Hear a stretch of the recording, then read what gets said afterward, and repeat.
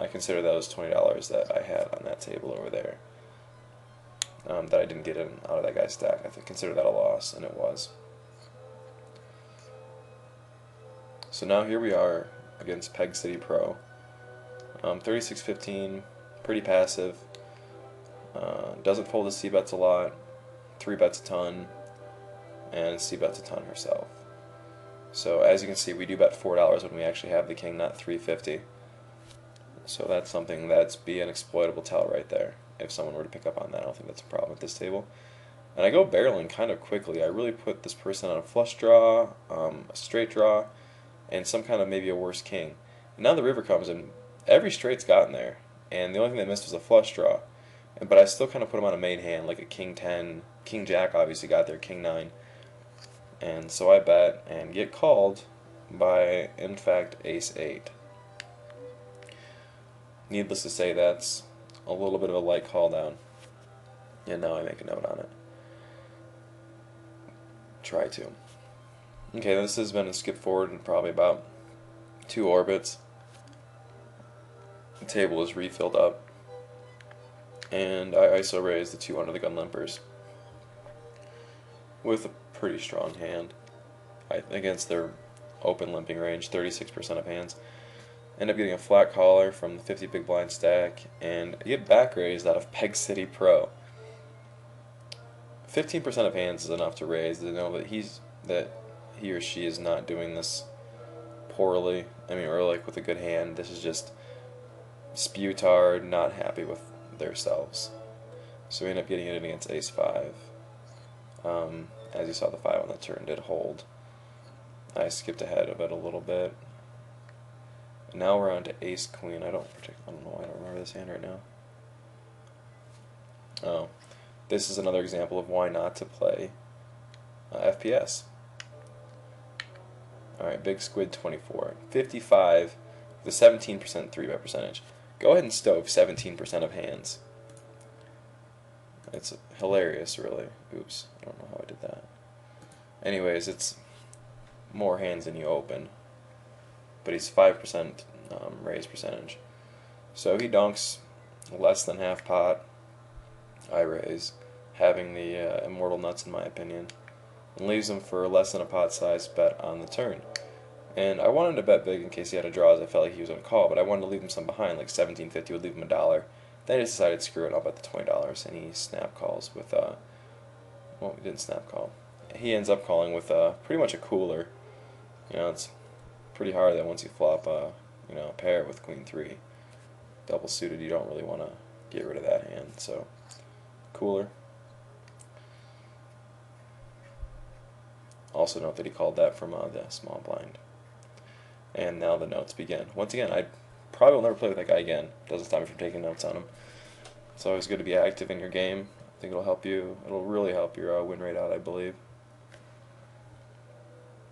Okay, this hand we're going to be playing both number 1 and 4 with Gabriel Union and some blonde chick.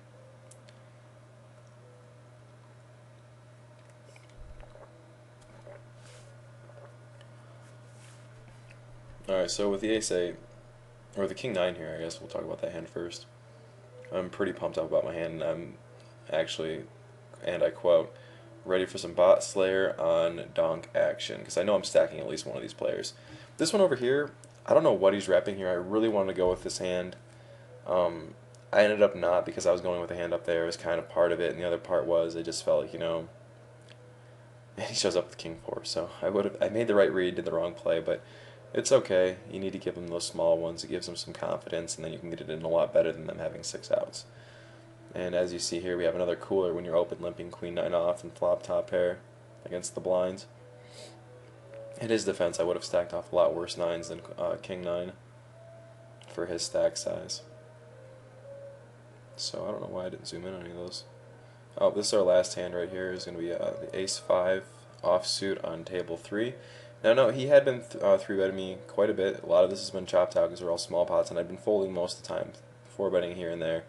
And he asked for time almost immediately, which makes me think that he was just completely full of crap here. maybe he did actually have something and didn't want to play a really big pot when we're this deep. Because he had shown that he's a little bit gun shy to get his money in for 200 big blinds, or there are stacks here. So I guess it is conceivable that he had a big hand and just decided to find a better spot. But what he didn't know is this would be about the end of our session. And so now here we come into our stats for the day.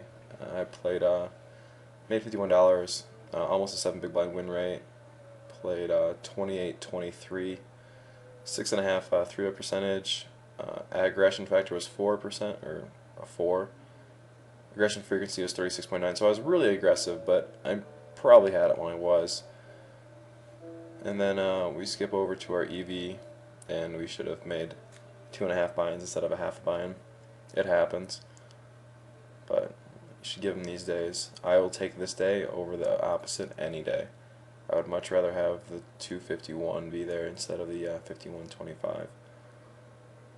And as you can see, middle position and the small blind are the only two that I should be losing, which is actually really impressive view winning the big blind. But once again, small sample size, and I ran really well.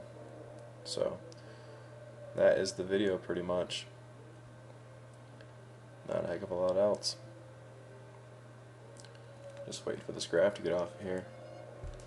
I think I have thank yous coming after this too. Maybe I'll give some shout outs. Kill Squad what? No. Wow, I even do this now. Oh, I still have to go over the graph too. I show the graph. Oh, I go over the big pots.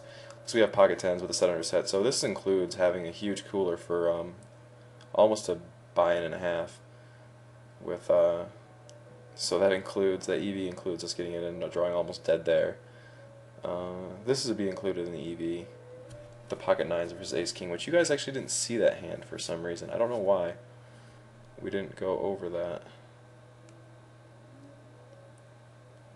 That was another hand where I doubled up Peg City Pro, apparently. And that must have been really early in the session when a lot of things were going on. I can't believe I missed that when I was editing. And we skip down a little bit and we have aces versus the pocket, or what hand was that?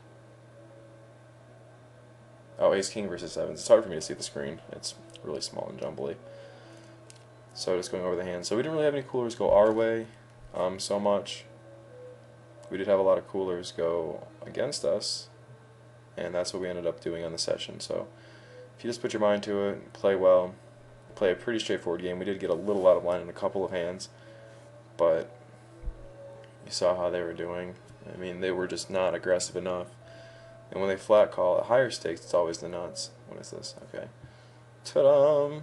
This is what the all-in EV and the showdown looks like. So there's the all-in EV, where we should be. We lost that big pot at the end right there. And then this is the showdown.